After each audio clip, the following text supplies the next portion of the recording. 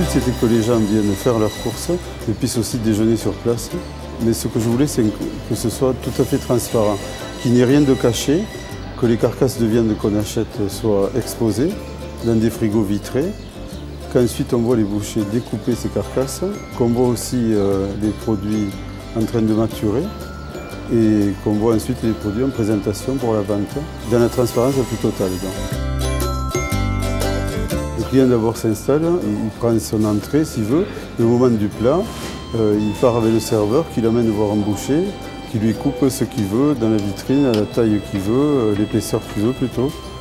Et ensuite on lui fait cuire sur une plancha dernière génération qui s'appelle un teppanyaki, où on ne met pas d'huile, on ne met pas de matière grasse, absolument rien, juste la viande.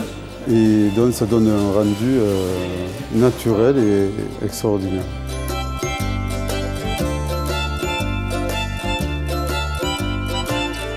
Ici, on s'est donné un principe, c'est qu'on ne vend que des bêtes entières. Si on n'a plus d'entrecôte, tant pis, le boucher conseillera un autre morceau, mais connu, qui des fois a beaucoup plus de succès que des morceaux connus. Faire aussi découvrir la viande qu'on n'est pas habitué de manger, comme des onglets, des hampes, des merlans, des poires, des araignées, tout ça. Disons qu'il a accès à toutes les viandes qui existent, à tous les morceaux plutôt qui existent dans le bœuf, dans le veau, dans l'agneau. C'est illimité.